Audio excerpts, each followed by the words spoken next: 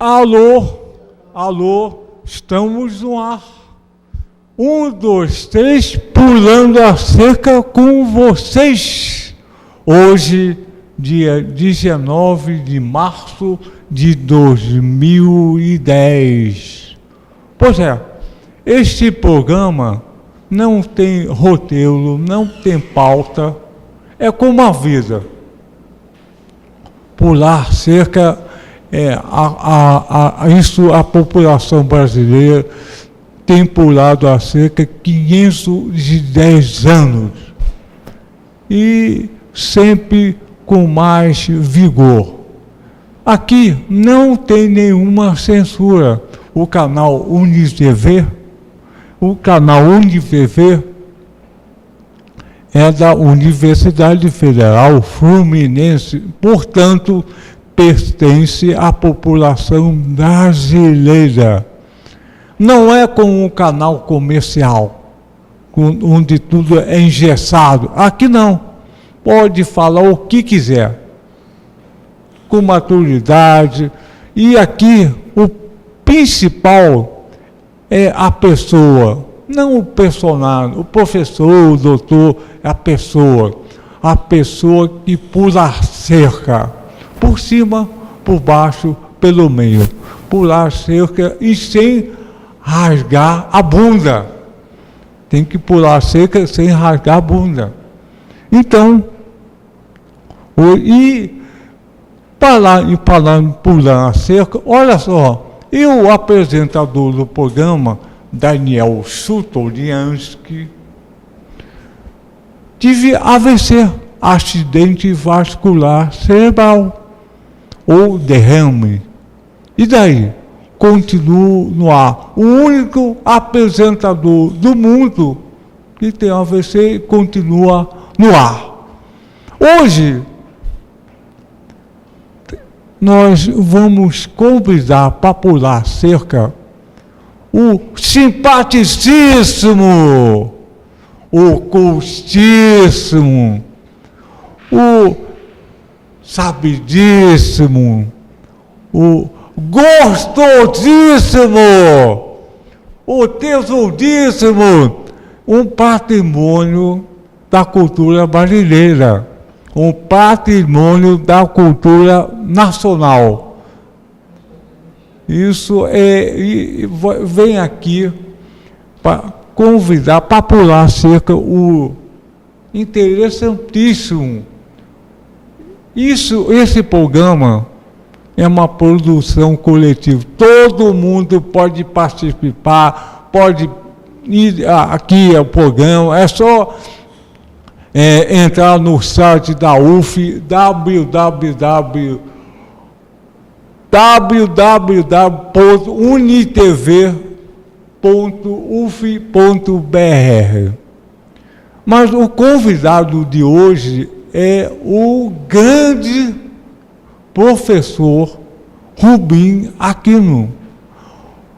Entre no ar, professor, pulando a cerca! Aqui, tá legal. E professor Rubim Aquino, tá tranquilo? Tranquilo. Não sei se o som está saindo. Tá saindo. Fez xixi? Fiz, claro. Então tá tudo legal. Tem que ser assim, no ar e sem xixi. Então tem que fazer. Professor Rubim, eu iria perguntar qual é a sua idade. Bom, eu nasci no já distante ano de 1929. Então tem... 81. Tá bom. Eu tenho 95. Pô, também muito legal. 81, eu tenho 90, então estamos amigos. Nasceu aonde? Eu nasci no Rio de Janeiro. Aonde? Bairro Santa Teresa. Santa Teresa. Rubim. Não, me chama de Aquino. Aquino. Aquino. É. Aquino, como é que era Santa Teresa naquele tempo? Olha, era um bairro tranquilo, bem diferente do que é hoje. E como é que era? Ali tinha muita gente que tinha mais posse ou gente com menos posse, né? Havia poucas favelas, as favelas hoje no Rio já são mais de 1.000, estão se crescendo, refletindo a pobreza do país, Claro. a desemprego, né? A omissão do Estado em garantir direitos que estão lá na Constituição, que é moradia, trabalho, saúde, educação, lazer. E liberdade. Liberdade. E como é que era a tua infância em Santa Teresa, na Santa Teresa? Olha, foi pouco tempo de Santa Teresa, porque meu pai era militar. Meu pai chegou inclusive a marechal. Ô, Marechal Aquino? E a gente viajava muito, eu tinha que acompanhá-lo, né? E uma boa parte da minha vida, até 1949, eu morei muito fora do Rio. Morei em Mato Grosso, Minas Gerais, no Paraná, Rio Grande, e andando para baixo e para cima com meu pai. E como é que foi então a tua adolescência? Olha, a minha adolescência foi um negócio assim maravilhoso. Diga! Eu sou um cara que eu tenho uma felicidade. Quem mora na cidade, pouco tem. Tomar banho pelado no Rio, e nas férias pegar cavalo no quartel para ir passear, né? Porque meu pai era militar. Então as férias a gente ficava no meio do mato, ia nas fazendas, pedia manga, não levava comida nem nada, ia pegar guavira, uma fruta que tinha em Mato Grosso. Que legal! E você brincava de médico? Olha, aqui no Rio eu brinquei com as menininhas de médico. Você tem a prima? Priminha? Tinha, mas ela não entrava na brincadeira, não. Ela estava não brincando de médico. Não. Uma prima só serve uma coisa para brincar de médico. Mas infelizmente eu era o primo mais velho. O mais velho. Não, mas é questão que eu comecei a viajar e praticamente fiquei afastado. Mas você brincou do médico. Brinquei de médico. Brincar de médico é tão bom que eu brinco até hoje. Brincando com a menininha, aqui no Rio. No Rio? No Rio. Isso, que legal. E o curso superior, como é que você decidiu? Olha, quando meu pai voltou para o Rio, ele queria que eu continuasse estudando, mas eu queria ganhar dinheiro. Aí fui trabalhar, casei cedo e achava que eu já estava ficando velho, não tinha que estudar. E a minha mulher insistindo. Para estudar? Para estudar. Um dia ela chegou para mim e disse: olha, o programa da faculdade de História é esse. Você pode estudar à noite e depois você vê como é que você vai estudar de dia. Aí eu entrei para a Nacional de Filosofia, que é uma das poucas vaidades que eu tenho. Eu fui aluno da Darcy Ribeiro, fui aluno da Anísio Teixeira, de Holanda, Hélio Viana, Maria da Linhares. Só time de primeira. E a faculdade ficou muito marcada, né? Muito marcada, tanto que quando veio a ditadura, ela foi dissolvida, desintegrada. A faculdade de filosofia naquele tempo, ela do lado da Maison de França, no centro do Rio de Janeiro, no prédio. No prédio da Casa da Itália, isso, que já foi restituído para o consulado italiano. Então ali a gente... Como é que é esse tempo aqui no... Olha, a faculdade estava começando a ferver, viu? Porque, por exemplo, em 61 teve a campanha da legalidade, né? A gente ocupou um prédio que tinha sido o Tribunal de Justiça, que foi lá para Brasília, para fazer a sede de centro de estudo de História, né? E a faculdade cada vez mais sendo agitada, havia uma luta muito grande entre o pessoal do Partidão, pessoal da AP. Olha só, aqui fala para o espectador o que é AP, o Partidão, que às vezes não confunde muito. Partidão foi o apelido que se deu ao Partido Comunista Brasileiro, né? E a AP era a Ação Popular, que foi criada em 1961, né? no bojo de mudanças que estavam ocorrendo na igreja, sobretudo a partir do pontificado João XXIII e mais tarde do Paulo VI, que acabou virando a PML, a Ação Popular Marxista-Leninista, né? Foi uma das organizações que se opôs à ditadura e que perdeu vários dos seus dirigentes, né? Maria Regina Lobo, por exemplo, mais tarde ela foi para, se não me engano, VPR, acabou sendo morta sob torturas aqui no Rio de Janeiro. VPR, Vanguarda Popular Revolucionária. Isso, a gente tem que... Isso aí, é o vício da gente que está sempre metido na política, né? E partir do pressuposto incorreto que as pessoas conhecem essas coisas, essas siglas. Quando você começou a dar aula? Olha, incrível que pareça, eu comecei a dar aula, eu não era nem professor, eu era funcionário do Ministério da Fazenda, e isso foi em 1950. Se hoje, com essa idade, eu quase não tenho pelo, imagina eu com 20 anos, né? Então, ia ver concurso, ia ver concurso e a pessoa que dava aula no DASP, que é Departamento Administrativo e Serviço Público, disse, olha, aqui eu vou preparar a prova, não posso dar aula, você vai dar aula para os seus colegas. Eu fui dar aula, primeira vez que eu dei aula. Depois, quando entrei na Nacional de Filosofia, comecei a dar aula em 1960. E até hoje... Você deu aula em diversos colégios, né?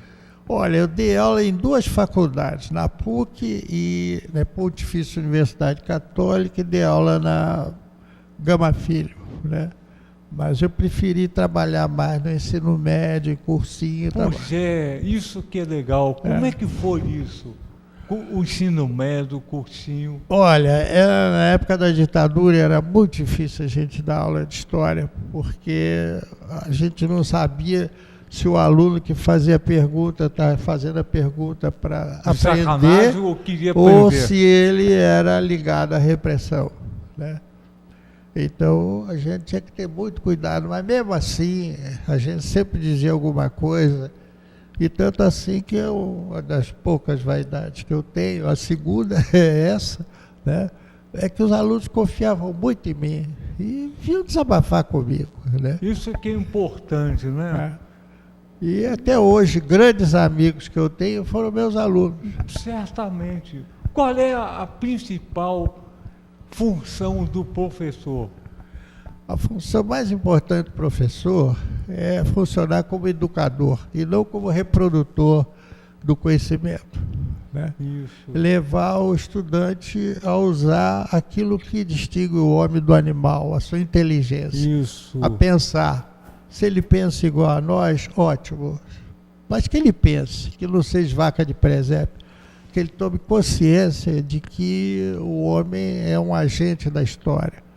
Se ele quer se transformar no sentido de melhorar, ele tem que trabalhar também como um agente de transformação da sociedade, né? Então, eu acho que você tem uma grande memória, grande emoção em ter os alunos próximos dentro de você. E eu tenho pedaços de alunos também por aí, né? Eu dentro dos alunos, por exemplo, no outro dia eu fiz uma festa de aniversário, teve alunos de 1971 fazendo um discurso para mim.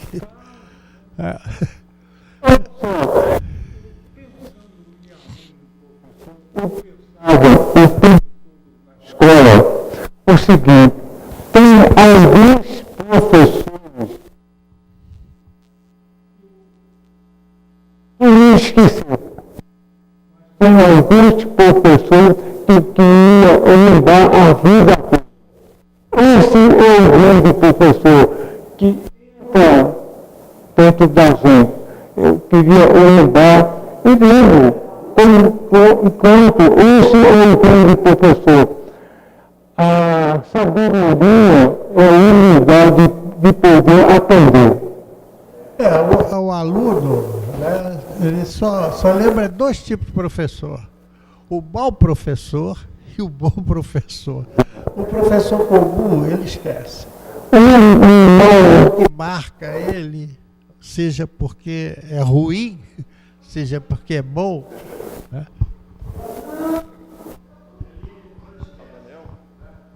Opa! Daniel está sem pilha. Mas viu, Daniel, eu acho que eu sou muito lembrado não só pelas aulas que eu dei, mas pela minha luta toda, o tempo todo, né? E pelos livros que eu fiz, né? Quantos livros você fez? Eu já fiz mais de 20. Mais de 20, você tá bom. Agora, esse ano deve sair, dia 31, um livro que, segundo a Cecília Coimbra, que é presidente do Tortura Nunca Mais, é um dos trabalhos mais importantes sobre a ditadura. É o livro chamado Um Tempo para Não Esquecer. Um Tempo para Não Esquecer. Fala do Tempo para Não Esquecer. O que você quiser. Olha, não dá para falar num programa de meia hora sobre aquele período. Mas foi um fala período de luta. sobre o livro. Sobre o livro. O livro ele tem 10 capítulos. E tudo com provas, né? Então, um dos capítulos ele trata sobre os principais centros de tortura e morte, né? O primeiro capítulo, aliás, procura mostrar que a tortura, ao contrário do que se diz, às vezes, ela era institucionalizada, ela era estimulada pelos governantes. E havia, inclusive, a ida de militares e de policiais, né, a fazer cursos nos Estados Unidos, ou na zona do canal, na Escola das Américas, na Academia Internacional de Polícia, né? Inclusive, ali, nesses cursos, alguns brasileiros não eram alunos, eram instrutores, né? Antes mesmo da ditadura, já havia essa ligação, que foi intensificada a partir de 1961, do governo do Kennedy, consequência da Revolução Cubana, né? Mas a gente vê que antes, já num governo que é conhecido por ser um governo liberal, começava a se plantar alguns germes de instituições que tiveram uma atuação terrível durante a ditadura militar, no caso do governo de Juscelino. Foi no governo de Juscelino que foi criado o Núcleo de Informações da Marinha, depois conhecido pelo nome de CENIMAR, Centro de Informações da Marinha. Foi criado o que vem a ser o Centro de Informações do Exército, né? E assim a gente vê, né, que mesmo no governo democrático, às vezes a direita, né, usando tanto o capital brasileiro como o capital principalmente norte-americano, ela se prepara para qualquer eventualidade, né, para defender os seus interesses. Inclusive, o próprio fato da Revolução Cubana, né, levou a burguesia à paranoia de identificar qualquer movimento social como um movimento revolucionário. E nem sempre era. Muitas vezes era apenas um movimento reformista, né? Então começaram a crescer os núcleos, né, que vieram desfechar a ditadura, né? Em 1961, né, começa com a posse do João Goulart e a sua política reformista, né, o governo norte-americano a interferir na sociedade brasileira, cada vez mais, né? Tanto assim que em 64, né, implantou-se a ditadura, que se prolongou até 1985, e aí vão se multiplicar, segundo algumas fontes, cerca de 200 e tantos centros legais ou ilegais de tortura e morte. Empregaram-se mais ou menos 310 tipos de tortura, alguns importados, alguns outros terríveis, criados aqui no próprio Brasil, que não é o caso do pau de arara. Modelo nacional. Então, o pau de arara ele foi criado no século XVII na Bahia, pela oligarquia dos Garcia Dávila, para castigar os escravos que fugissem e fossem recapturados. A OBAN, que funcionou, a Operação Bandeirante, que funcionou em São Paulo, criou a cadeira de dragão. Então, Eles chegaram a criar 310 tipos de tortura. Né? Inclusive importando métodos de tortura dos Estados Unidos, da Inglaterra, como a geladeira, né? De Israel, da França, da organização do Exército Secreto, né? Então, aperfeiçoaram tudo isso. E a partir de determinado momento, sobretudo a partir de 73, e tem um papel importante nisso tudo, o coronel Carlos Alberto Brilhante Ustra, foi criada a Operação Radar. As organizações de luta armada estavam praticamente dizimadas, então a extrema-direita que existia dentro das Forças Armadas, a ultradireita, chamada linha dura, resolveu criar essa operação para eliminar a direção do PCB. Né?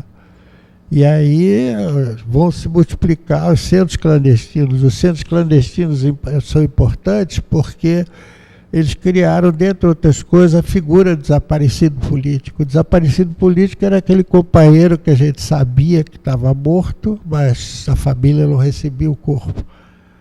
E há gente que até hoje ainda fica defendendo a anistia. Né? A anistia, eu não sou formado em direito, basta se algum ouvinte ou algum espectador está vendo o programa, se é filho de advogado, pergunte ao pai se alguém pode ser anistiado sem ser julgado. Você não pode perdoar alguém que não foi nem processado. Né?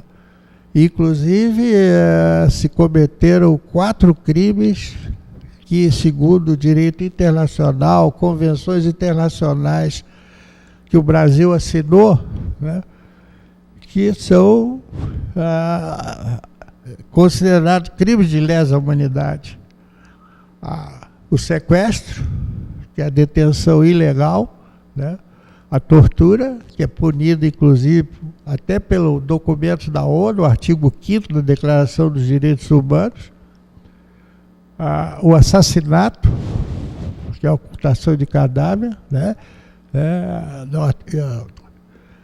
E a ocultação de cadáver, desculpe, a ocultação de cadáver que viola, inclusive, o princípio cristão. Quem é cristão sabe que a ideia de ressurreição dos corpos é fundamental. E até hoje muita família não sabe onde está seu filho, seu pai, seu irmão, sua mulher, que desapareceram.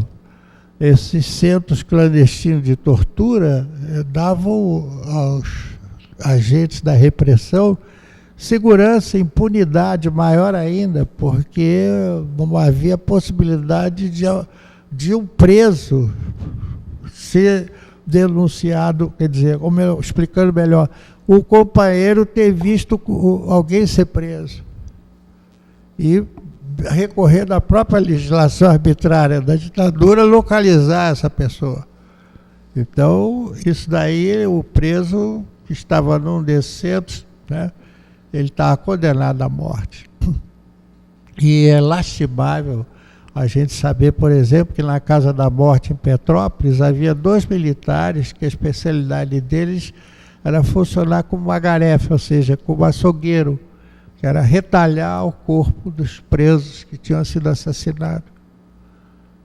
Um deles era da Polícia Militar do Rio e o outro era do Cabo do Exército. A gente sabe, por exemplo, que na guerrilha do Araguaia se criou a Casa Azul, né, e na Casa Azul os militares atuavam com ordens de cima, inclusive com a conivência da própria presidência da República, do Geisel, de matar todo mundo. Né? Não sobrar nenhum.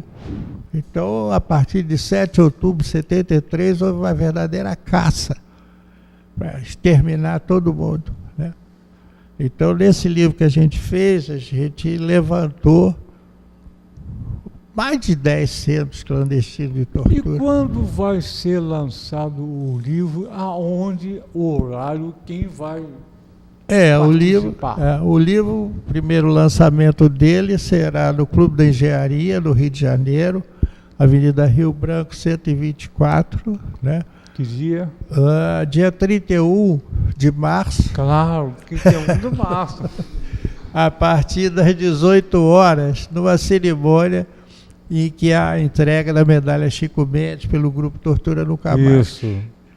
Eu devo ir a Pernambuco lançar outro livro também. Mas quem vai estar presente nessa cerimônia? Do Tortura? No lançamento do livro 31 de março. Eu espero que vá os amigos e as pessoas que têm interesse em conhecer a nossa história. Mas a Cecília como? A Cecília estará presente, claro. O Modesto da Silveira. O Modesto da Silveira, que fez a apresentação do livro junto com a Cecília, né? A Cecília é presidente do Grupo Tortura Nunca Mais. Professor da UF. É. E foi minha companheira de faculdade, né? Eu fui vice-presidente do Tortura Nunca Mais, né? Eu fui do Comitê Brasileiro pela Anistia. Vai estar presente a Beth Silveira, que é minha amiga, minha irmã também, que foi presidente do Grupo Tortura Nunca Mais. O Ivan Pinheiro, que é secretário-geral do Partidão, do Partido Comunista, que é meu irmão. Ivan Pinheiro. Então, outras pessoas, né? Esse livro aqui é uma história terrível, mas precisa ser contada.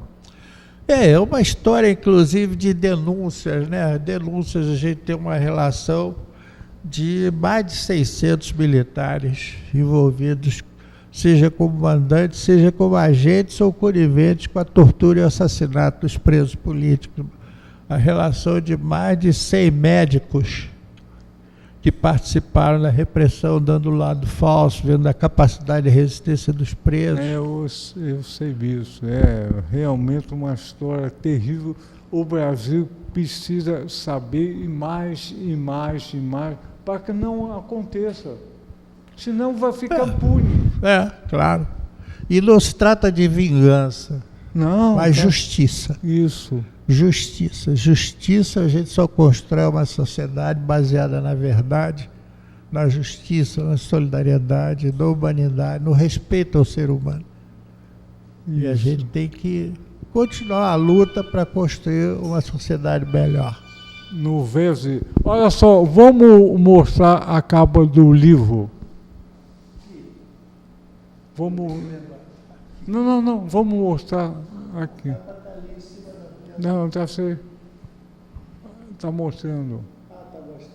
Vamos mostrar a capa do livro.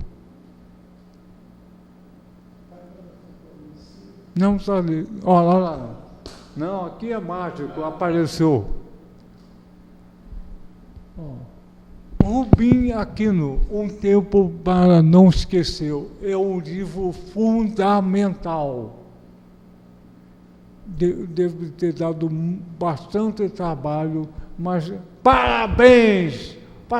Obrigado para nós todos. Aqui no Pulando a Cerca não tem censura, pode falar o que quiser, um do lado do outro. Isso é um programa totalmente aberto, democrático, pode vir quem quiser e falar a coisa que mexe com as pessoas. Isso mexe com as pessoas. É uma coisa difícil de entender. Eu como médico, psiquiatra, é difícil de entender a tortura, a maldade, o poder. Porque a tortura não é só afeta a parte humana do ser, a carne, ela afeta também o interior. Eu tive aqui entrevistando o Almada, que eu fui o descobridor Operação Condor. Com toda a tortura, ele ainda hoje sofre muito psiquicamente. A tortura parece que entrou na cabeça dele. E a tortura entra na cabeça da pessoa pro resto da vida. Eu até hoje não gosto de dormir em quarto fechado. Pois é. Olha só, lamentavelmente, vamos terminar Pulando a Cerca. Rubem Aquino, parabéns pelo seu trabalho. e vamos comemorar ainda os outros 81 anos de vida. Se Deus quiser. Não, se a cabeça estiver boa, tudo bem. 172. Então, e você tenha... O Brasil tem um enorme sucesso através do teu livro, Pulando a Cerca. 1, 2, 3, Pulando a Cerca com você, Rubem Aquino. Vamos falar junto. 1, 2, 3, Pulando a Cerca com vocês. 1, 2, 3, Pulando a Cerca com vocês. Mais uma vez. Alô!